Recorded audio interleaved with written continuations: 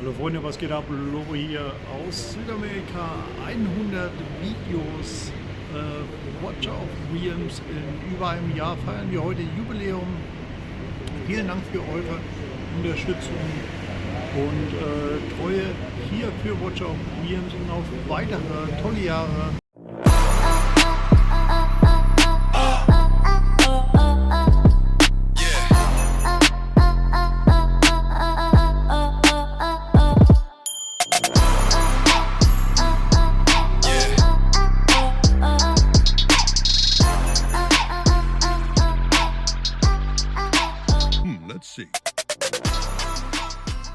Hallo Freunde, was geht ab? Lobo hier mit einem neuen Watcher of Realms Video. Herzlich willkommen bei mir auf dem Kanal.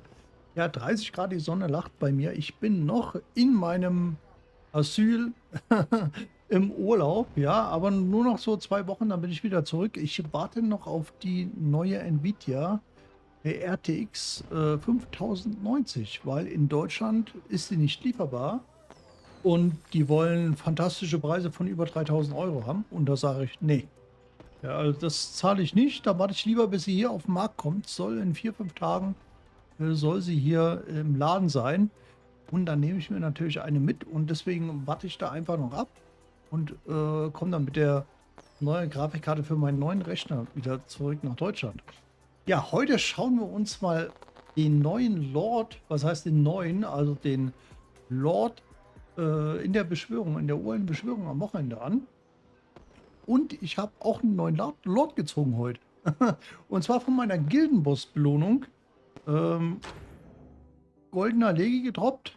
Ja. Und wer kam? Mein 8. Lord. Und zwar, na, wo ist er? Da. Arachna. Ja. Arachna, Durchbohrerfraktion. Ich habe ja erst vor einer Woche ihn gezogen. Iowa. War ich schon happy. Und jetzt kommt Arachna. Ich habe 2 Fraktionen fehlen mir noch. 2 Fraktionen in Twinfind bräuchte ich unbedingt noch. Ja, der wäre ganz wichtig. Also Höllenfraktion.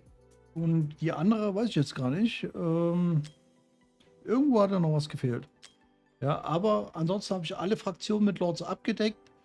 Im Hinblick dessen, wer mich von Anfang an verfolgt, die ersten 6 Monate habe ich nicht einen Lord gehabt. Es hat 6 Monate gebraucht, bis ich einen Lord gezogen habe. Und jetzt habe ich 8.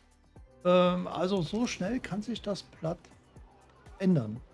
Ja, momentan ist es ein bisschen ruhig. Das liegt natürlich daran, wir haben ja gerade den Event, das Kerzenlicht Festival ist natürlich alles angereiht an Neujahr in China. Deswegen alle Firmen eigentlich einen Urlaub, machen dicht, so auch Moontoon. Und deswegen gibt es momentan nicht so viel Material. Das sind natürlich alles vorbereitete Events, die gerade kommen. Also wie gesagt, Moontoon gerade im Urlaub. Es gibt News, was die US-Spieler angeht. Also ihr habt es ja im vorletzten Video, haben wir ja darüber gesprochen, dass das Spiel vom US-Markt gebannt wurde, also im Apple Store und natürlich auch bei Android im Google Play Store, weil wegen der Daten der Spiele, die auf den chinesischen Surfern liegen. So wie es jetzt aussieht, was heißt so wie es aussieht, so wie es jetzt laufen wird, Moontoon hat für die USA jetzt einen eigenen Publisher gesucht, Skytone, und über den wird das Spiel neu vermarktet im Google Play Store und auf Apple. Es kommt also quasi über einen Fremd-Publisher, der mit Moontoon zusammenarbeitet, dessen Daten aber auf dem US-Markt gespeichert sind, kommt das Spiel wieder auf den Markt. Wie lange es dauert, wissen wir noch nicht. Es kann 2, 3 Monate dauern, aber Watcher of Realms wird für die US-Gamer auch wieder zu spielen sein. Ja. Momentan, wie gesagt, die nur über PC, über einen VPN können die noch spielen, aber halt nicht über die Stores. Aber Moontoon arbeitet dran. Also hier super Lösung für die US-Spieler. Deswegen alle, die Panik geschoben haben, das Spiel geht jetzt den Bach runter, weil die US-Spieler am meisten Pain Also am meisten Pain tun die Russen und Chinesen erstmal und nicht die US-Spieler. Ja, aber auch die US-Spieler kommen wieder zurück ins Game. So, was soll man beschwören am Wochenende? Wer keine Boreas hat, auf Boreas. Ja, Super Magier, hat einen Freeze, mega OP für die Arena. Wir werden ihn demnächst mal testen, wenn ich mal nie geskillt habe, aber wie gesagt, die ganzen Lords, die ich jetzt gezogen habe, die haben natürlich bei mir Vorrang mit den Skill-Steinen. Da müssen wir ein bisschen warten, bis ich dann wieder in den normalen Legi-Skill uppen kann. Aber wie gesagt, wer Boreas noch nicht hat, auf jeden Fall beschwören. Aber wir schauen uns heute die Uralten an. Und zwar genau genommen Eld. Der ist in der Beschwörung am Wochenende, also jetzt von Samstag auf Montag. Erhöhte Chance. Ja, wie viel die wert ist, das hat man ja bei mir immer gesehen auf dem Kanal. Aber der eine oder andere mag Glück haben. Eld, Nordländer Fraktion, Lord der Nordländer. Und ich kann jetzt schon sagen, es war lange Zeit mein bester Lord Legi, bis ich Pretos Ingrid gezogen habe und Iowa. Aber ich würde Eld schon an Nummer 4 der stärksten Lord Legis einstufen. Er ist massiv unterschätzt, völlig zu Unrecht. Viele spielen ihn falsch, viele spielen ihn allein für sich, aber er ist halt ein Teamplayer. Ja, und das schauen wir uns jetzt mal an. So, das ist mein Eld. Also ich werde nicht beschwören am Wochenende. Ich spare ein bisschen meine Uralten, weil ich natürlich an die Lords will, die ich noch nicht habe in der Fraktion. Also wo ich noch keinen Lord zu der Fraktion habe, hat für mich Vorrang. Natürlich wäre es ganz cool, wenn wir hier Dupes ziehen, weil er natürlich immens stärker wird. Aber vielleicht droppen ja auch ein paar ja, legendäre Seelensteine beim Gildenboss. Mal schauen. Also, Eld, wir schauen uns mal sein Skill-Set an. Er ist nämlich eine wirklich fantastische Unit, denn Eld macht einen Heiden-Damage. Viele spielen ihn als Tank, aber er macht einen richtig starken Damage. Aber immer der Reihe nach. Also, erstes Skill fügt einem Gegner 120% Damage zu, normaler Skill. Dann auf den zweiten, der Grundangriff hat eine Chance von 20% Donnerhammer auszulösen und 250% Damage zuzufügen. Also Eld kann man so eine Art Tor sehen mit seinem Hammer hier. Okay, jetzt geht es aber ans Eingemachte. Auf dem dritten auch ein Passive. Wenn der Held Damage erleidet, erhält er für 10 Sekunden einen Schild in Höhe von 60% seiner Max LP. Deswegen spielen ihn viele als Tank. Ich nicht. Zeige ich euch gleich, warum. Sein Damage wird um 30% erhöht. Dieser Effekt kann nur einmal alle 35 Sekunden ausgelöst werden. Schildstärke geht nochmal hoch nach Skill-Ups. Ja, also passiver. So, jetzt schauen wir uns erstmal das Talent an. Wenn der Schild aktiv ist, fügt er zusätzlichen Damage in Höhe von 30% der aktuellen Schildstärke zu. Ja, wir merken uns, Schildstärke skaliert nach eigenen LP. So, jetzt die Ulti. Erhöht den Angriff und die Max LP um 50% und erhält Donner-Aegis. Gewährt Verbündeten derselben Fraktion vorübergehend Els Talent. Also sein Talent geht auf eure Teammitglieder über, vorübergehend. Für 20 Sekunden, solange die Ulti aktiv ist. So, Donner-Aegis erhält ein Schild in Höhe von 10% der Max LP, also hier auch nochmal ein Schild. Also er hat eigentlich nicht permanent, aber sehr, sehr lang hat er auf sich einen Schild und gleichzeitig auf eure Teammitglieder. Und jetzt, warum sage ich Teammitglieder und nicht Fraktionsmitglieder? Und zwar bei Eld sehr interessant, er hat einen Fraktionsleader-Skill, aber auch für Fraktionsfremde. Units. Ja, also die nicht zu seiner Nordländer-Fraktion gehören. Das ist sehr interessant. Erhöht die Grundattribute von Fraktionsteammitgliedern um 15%. Gewährt allen Fraktionsteammitgliedern regelmäßig für 20 Sekunden ein Schild in Höhe von 30% ihrer Max-LP und anderen Verbündeten ein Schild in Höhe von 15%. Das heißt, wie gesagt, habe ich gerade gesagt, die nicht zur Nordländer-Fraktion gehören, bekommen auch einen Schild. Nicht so hoch wie die fraktionseigenen Mitglieder, aber immerhin 15% ist schon ein guter Wert. Ja? Gerade für eure Tanks. Je mehr Fraktionsverbündete im Team vorhanden sind, desto häufiger wird der Effekt ausgelöst. Auch klar, je mehr Fraktionsmitglieder ihr habt, also wenn ihr Glück habt, habt ihr das ganze Fraktion gut abgedeckt. Ja, und dann verstärkt sich das Ganze nochmal nach Fraktions. Aber es gibt ja jetzt auch viele Tanks, die jetzt nicht in der Fraktion sind, wo man mit Eld sehr gut spielen kann. So, jetzt schauen wir uns aber erstmal die Fraktion an, denn wie gesagt, oder schauen wir uns erstmal meine Ausrüstung an. Ich habe ihn so ausgerüstet auf dem Frakturset, weil muss man nicht unbedingt auf Frakturset spielen, gibt es mehrere Möglichkeiten. Was ihr braucht, sehen wir uns jetzt an. Also ich habe einen auf Crit Damage, auf Attack. Ja. Er hatte 20.000 LP. Ich würde ihn gern auf 30.000 LP noch bringen, aber mit dem Angriffsset, denn er macht wirklich einen sehr starken Damage. Er braucht aber für sein Schild LP.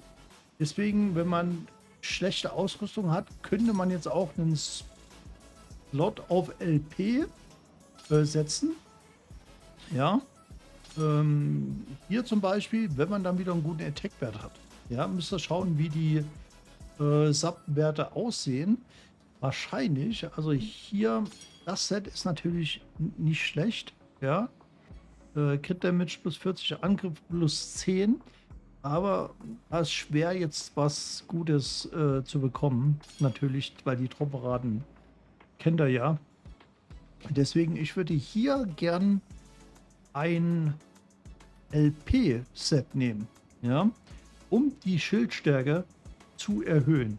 Da muss ich mal schauen, demnächst ein bisschen farmen im Raid 1, dass ich mir hier ein anderes Set hole, weil hier kriege ich nochmal, habe ich die Möglichkeit, richtig LP zu pushen, was hier schwieriger ist, natürlich. Ne? So, die Nordländer Fraktion. Wir haben hier, das ist die Fraktion der Tanks. Ja, also sehr, sehr wichtig, die Fraktion. Und wir haben hier so viele starke Tanks in der Fraktion. Deswegen brauchen wir Eld gar nicht als Tank zu spielen, weil er ist ein Damage-Dealer. Ja, auch wenn es viele nicht, ja, ihn nicht so bauen. Er ist ein Damage-Dealer. Und wir haben hier Isolde drin als Damage-Dealer, Noctuna und dann hier natürlich Rokir, einer der besten Tanks im Game. Aber auch hier natürlich Krodor, sehr gut für Artefakte, Raid. Und dann natürlich hier als Tanks, OP, Premium Tank, natürlich Olag. Olag hier auch in der Fraktion. Und wir dürfen nicht vergessen, Eld gibt allen Tanks nochmal zusätzlich einen Schild. Ja, also da kommst du nicht durch. Da kommst du ums Verrecken nicht durch. Deswegen Eld auch gerade im Gildenkrieg mit Olag absolut mega mäßige Combo.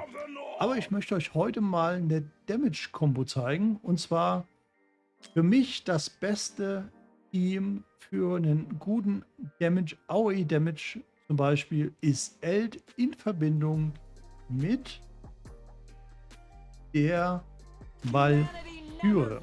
Ja? Denn die Valkyrie macht mehr Schaden, wenn sie ein Schild hat. Die muss aber, schauen wir uns erstmal hier die Skills an. Wir weichen ein bisschen jetzt schnell ab von Eld. Hier, erhöht den Damage für 30 Sekunden um 50%. Er braucht alle Schilde, die der Held zu diesem Zeitpunkt hat. und erhöht die Angriffsreichweite und die Angriffsgeschwindigkeit und die Damage um bis zu 100%. Und wenn die dreifache erweckt ist, dann bekommt ihr hier nochmal eine Damage-Erhöhung auf Basis des Schildes. Wie OP ist das denn? 50% Damage-Erhöhung. Sie macht ohnehin schon mehr Damage aufgrund des Schildes. Und Geld gibt ja permanent, überträgt er ja seinen Schild auf die Fraktionsmitglieder. Ja, deswegen ist das eine megamäßige Combo. Und um das Ganze noch mehr zu verstärken, nehmen wir noch einen Heiler mit rein. Und zwar, der auch einen Schild macht. Ja, wir schauen uns das Ganze mal lass uns mal hier im Ressourcen-Raid, da kann man es am besten zeigen. Anschauen. Hier irgendwas XP-Raid. Irgendeine Stufe. Oh Gott, ich habe die noch gar nicht freigespielt hier. Auch noch machen.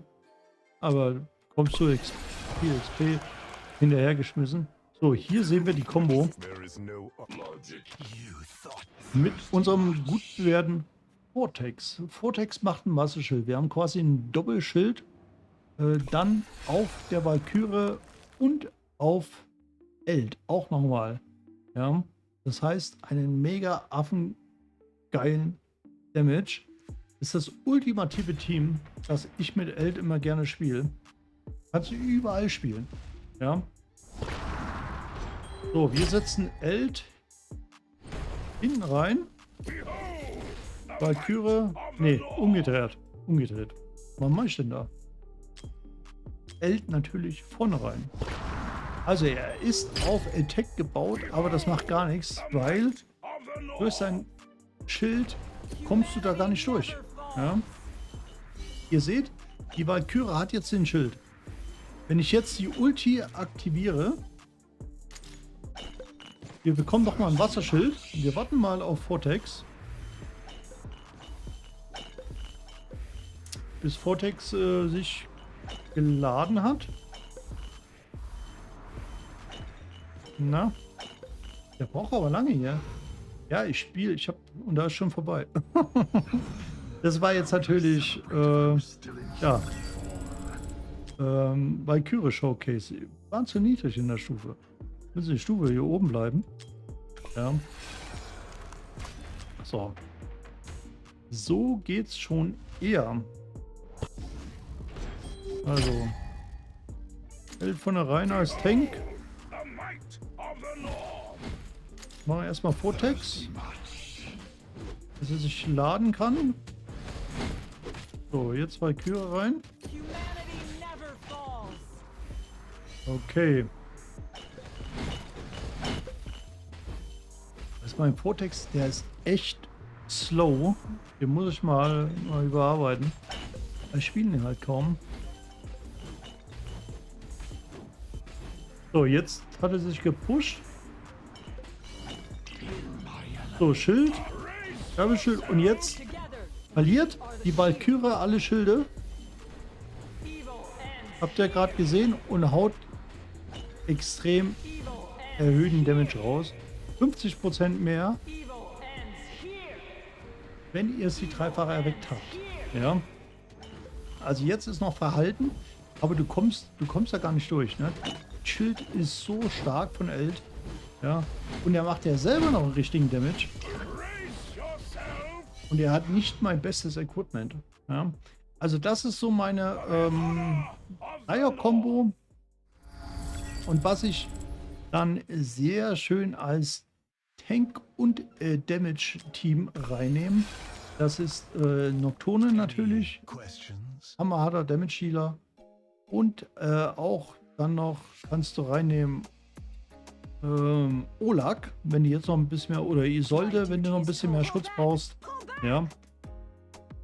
Da hast du ein richtiges Safe-Team und was du überall spielen kannst. Ja. Wo haben wir denn? Olak. Komm, lass uns gerade mal anschauen. Ja. So.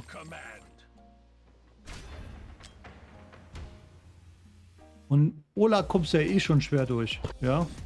Aber dann noch mit dem Schild von Eld, das ist ein Ding der eigentlicher Möglichkeit. So. Bullock rein.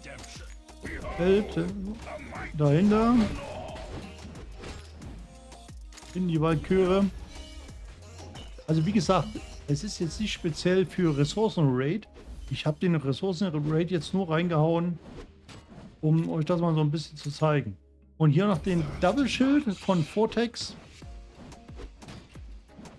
Ja. Und ihr dürft nicht vergessen. So, jetzt gehen wir rein.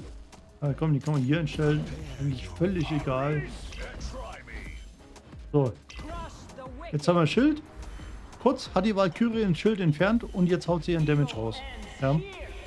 Weil sie verbraucht ja die Schilde, die sie auf sich hat. Und um damit den erhöhten Damage zu pushen. Ja. So, und den wollen wir gar nicht mehr reinnehmen hier.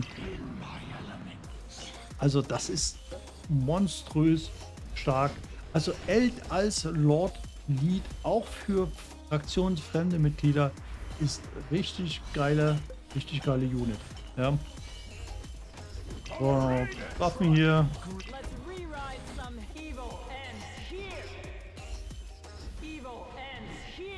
Sowas im Gildenkrieg. Ja. Der neue Gildenkrieg starten wir jetzt demnächst. Freue ich mich schon drauf, bin gespannt. Wir bekommen auch einen neuen Codex, auch demnächst. Schauen wir uns an. Und also ein bisschen was an neuer Content kommt jetzt schon ins Spiel. Ich habe mich ja lange Zeit beschwert. Ich hoffe, es geht dann auch so weiter dieses Jahr. Ja. Also, ich hoffe, man konnte ein bisschen das Potenzial von Eld sehen. Schon mega geile Unit. Ja, mega geile Unit. Extrem unterschätzt, weil viele Leute wissen halt nicht so richtig, wie man ihn spielen soll. Ich hoffe, ich konnte euch ein bisschen helfen und ihr seht, der Schild, er wird ja immer stärker, wenn er erweckt wird. Ja, aber ich habe so viele Lords, ich muss halt irgendwo schauen, wo haust du die legendären Seelensteine rein und da nimmst du natürlich erst einen Pretos oder eine Ingrid, bevor du dann zu den anderen, aber auch extrem starken Lords kommst. Ja, obwohl er es eigentlich verdient hätte, dass man hier Lord Legis Seelensteine reinhaut. Wenn der Schild nicht aktiv ist, erhält er beim Auslösen von Donnerhammer einen Schild in Höhe von 20%. Dann hat er permanent auf sich einen Schild und sein Talent über die Ulti wird er übertragen auf alle Mitglieder. Erhöht den erhaltenen Schild von Fraktionsteammitgliedern. Die kriegen auch nochmal 10% zu den 20, die sie ja schon, oder 30, die sie ja bekommen. Während des ultimativen Skills steigt die Auslösechance von Donnerhammer, also Durchdringung, okay, das ist nicht so wichtig. Oh, hier auch nochmal. Donnerhammer fügt zusätzlichen Damage in Höhe von 30% der aktuellen Schildstärke zu. Also das kann richtig monströser Damage-Dealer werden. Noch stärker werden, als er eh schon ist. Nachteil natürlich, du brauchst ein relativ gutes Equipment, weil er braucht ja LP für sein Schild. Ja? Also musst du schon auf Attack bauen. Kriegt zwar Attack auch gebufft, aber du musst halt schauen, der ist der LP-Wert und der ist bei mir eigentlich noch zu niedrig. Aber es reicht eigentlich aus. Ne? Aber ich denke mal, wenn ich hier umbaue, bekomme ich die 10.000 LP hier noch raus. So plus 30.000. Aber auf Angriff gebaut ist er dann schon richtig, richtig stark. So, dann schauen wir uns noch den neuen Codex an, der nächste Woche startet. Und zwar gibt es einen neuen Boss, den phantasmatischen Albtraum. Brauchst du AOE Damage Dealer, weil er schießt irgendwie Kreaturen raus, die dich angreifen. Und die müssen wir zerstören. Und das sieht bei mir gut aus, denn Pretos Ingrid habe ich natürlich am Start, Wukong auch. Ja, Enid habe ich auch über die Odyssey, habe ich fertiggestellt. Ardea fehlt mir leider, Helga fehlt mir auch. Aber und Kikiri. Ja, leider, den hätte ich auch gern. Aber nicht so schlimm. Ich bin gespannt, was wir da, den probieren wir gleich raus. Ich glaube am Dienstag. Am Dienstag ist es soweit, kommt der neue Codex, ich bin gespannt. Ja, Gildenkrieg auch. Neue Garnisonskarten. Schauen wir mal. Ja, ich habe ja meinen ersten Lord Gildensoldat. bekommen jetzt endlich nach über einem Jahr oder so. Mal schauen, was da so geht. Ja. Also das war es auf jeden Fall für heute. Wir suchen noch neue Gildenmitglieder. Freunde, wir haben wieder einen Platz. 4 neue Mitglieder. Ich habe den Fehler gemacht. Ich hatte letzte Woche einen reingenommen. Das war ein Springer. Und der sich irgendwie durch die Gilden katapultiert. So Spieler möchte ich nicht haben bei mir in der Gilde, ja? Also sollte schon die Sache hier ein bisschen ernst nehmen, weil wir haben wirklich sehr langjährige Mitglieder der Gilde, die der Gilde treu sind und so Springer mag ich nicht, weil die zerstören das ganze Flair an der Gilde und das bringt einen ja auch nicht wirklich weiter. Ja, also wer Bock hat, mindestens soll schon ein bisschen Damage machen, ja. Wir nehmen auch Anfänger, die schon ein bisschen spielen, muss nicht High-End-Game sein. Ja, einfach bewerben bei Aphrodite hier bei mir in der Gilde. Das war es aber für heute. Wir sehen uns wieder im nächsten Video. In diesem Sinne, ich freue mich schon. Kim und Grinding, euer Lobo.